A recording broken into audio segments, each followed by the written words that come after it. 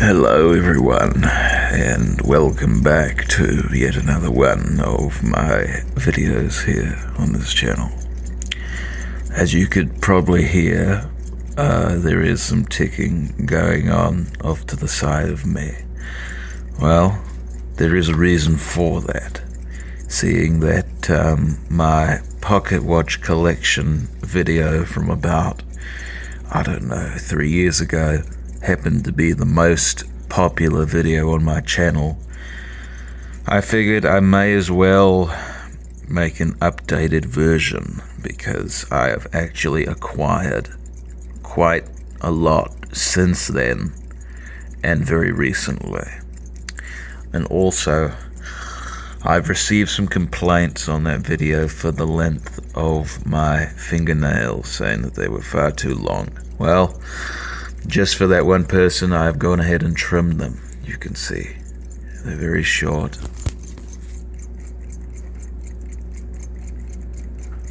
And we will go over the Quartz watches very quickly because I really want to focus more on the mechanical pocket watches in this particular video. So let's begin. This obviously here is the first one I ever received. This is a Jurassic Park design, and it's a very basic model. None of these have batteries in them. I have to get them replaced. This one here is the second one I had received, I believe, from my cousin. Very ornate designs on it. Instead of Roman numerals, this has Arabic numerals on the dial. This here is meant to replicate a railroad type of a watch, and it does open on the side, and you can see there, that's how you would read it, the time. This here is what you'd call a half hunter case, because you could still tell the time even with this shut here. This one I had acquired from a fair many years ago, and this one I believe I acquired from my uncle. And what I like about this is that you could actually read whatever there. It's a magnifying glass, so you could basically read here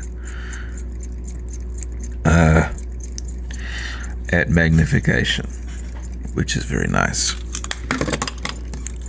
This is just a little thing that I acquired because, well, I am in full support of the World Wildlife Federation, and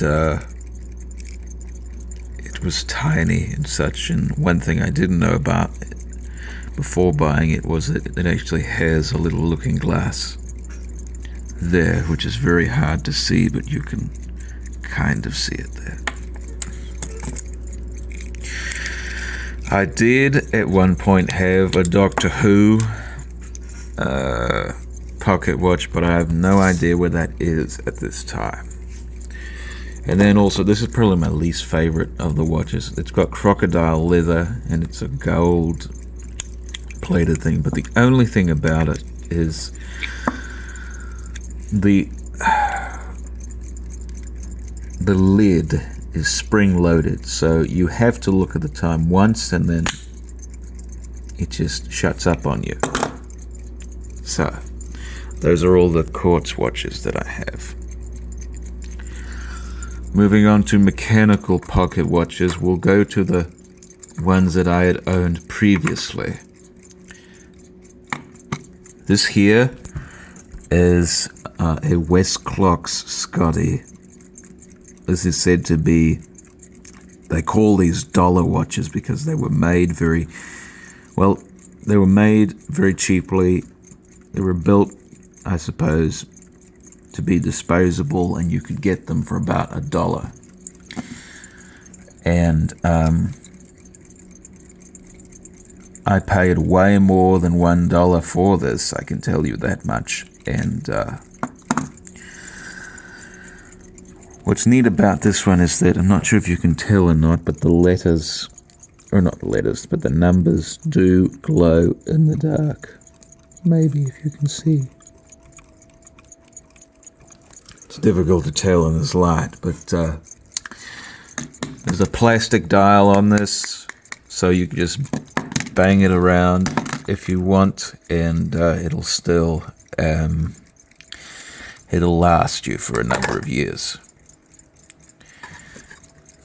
This here is my Smith's pocket watch from England. I'm not entirely sure where in England it was produced. This one I wore quite a bit back in my school days, and I must say is probably one of my favorites.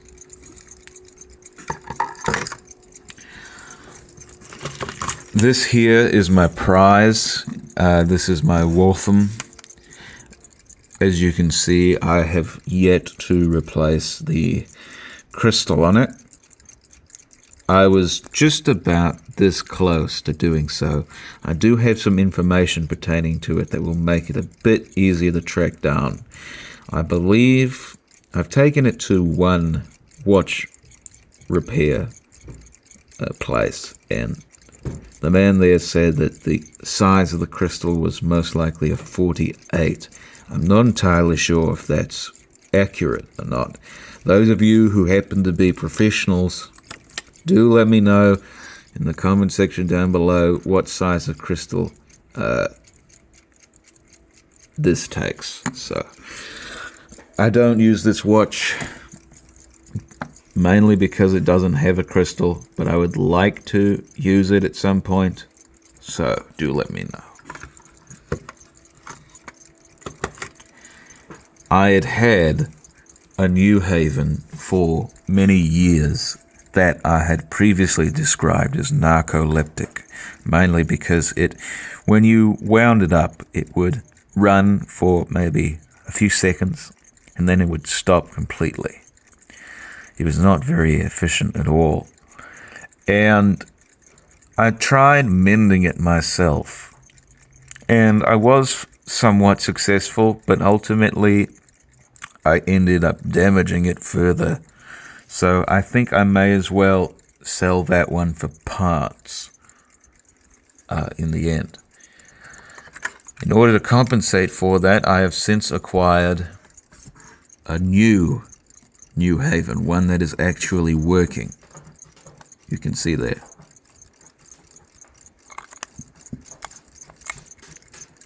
And this runs fairly well. It will stop after about, well, if you leave it, I suppose it will stop. I'm not entirely sure, really. I would imagine that it runs down after a whole day. So there's that. And also this little loop here was not present on my previous one, so it is actually nice to have one that I could use and wear every day.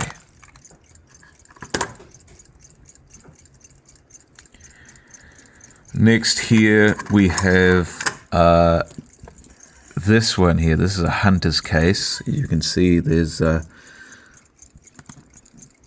some people shooting ducks in a boat there. Now, this may look like a Quartz watch, but in actuality, it is itself, I believe, a Swiss movement. You can hear it ticking.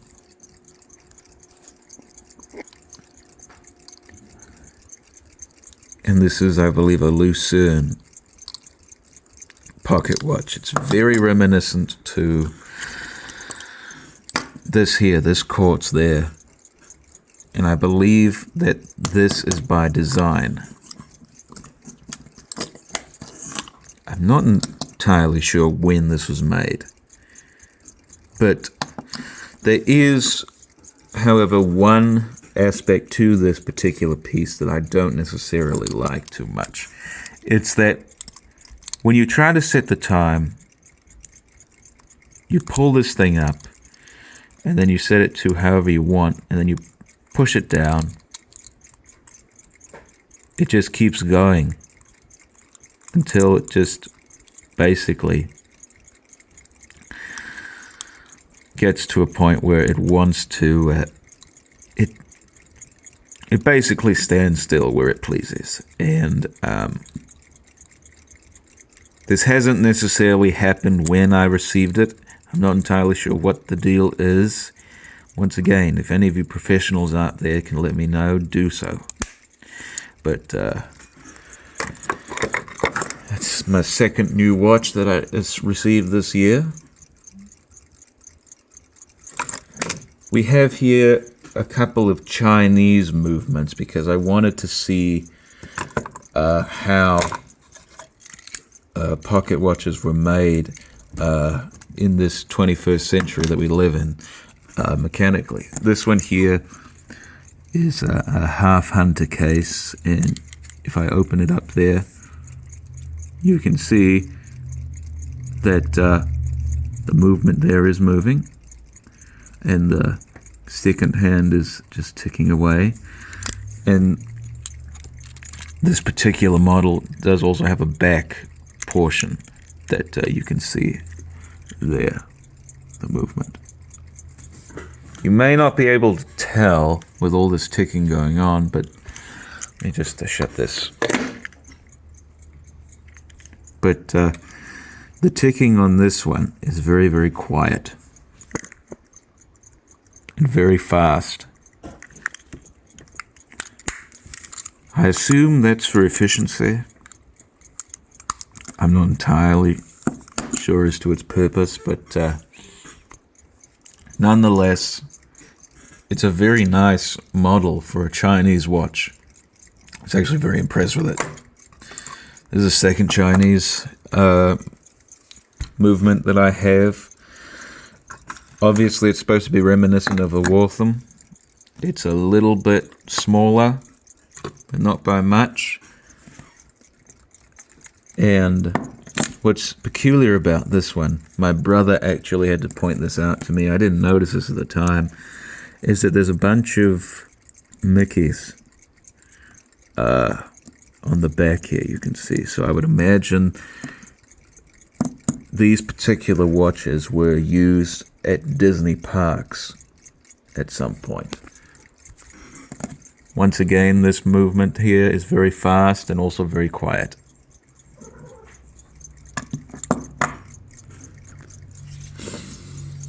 So, I was actually very impressed to see these Chinese movements here.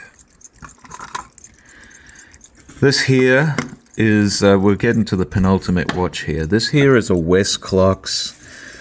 I don't know exactly which make this is or model, but you can see there, the reason I like this one is that it's supposed to be emulous of an older watch. Yet, it has basically the durability of a newer one. Now, it pains me to say this, but it doesn't necessarily keep the best time. I'm not entirely sure why that is. I may have it serviced, I don't know, but we will see about that hopefully here soon. But it is very nice indeed. And now, lastly, I suppose I will show you the watch that one is emulating. This one here is a Sears pocket watch, made in England. You can see there, they look both very similar.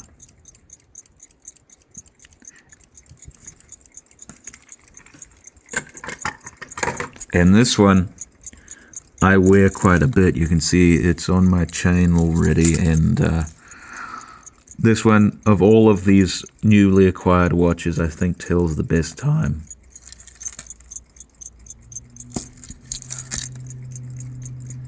And originally this came without a crystal. I had bought some crystals hoping to replace the one that shattered on my Waltham, but apparently they weren't the right size in order to do that. But it turns out they were the perfect size for this. So I was able to replace that very quickly, which I was very satisfied with.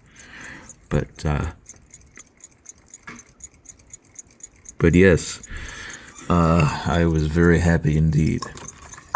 So that is my collection of pocket watches as it stands in this new year of 2023. It is difficult to determine at this point whether I will get any more or not, because it's going to be a very busy year for me in more ways than I care to admit. And I will let you know about it, hopefully, maybe, I'm not sure. But I hope you enjoyed this video. Do leave a comment telling me what you think. Once again, if you are a professional, do let me know any advice that you happen to have when it comes to this sort of thing. And I hope you all have a good morning, midday, afternoon, evening, midnight, whenever you happen to see this. And we will see you here very soon. Cheers.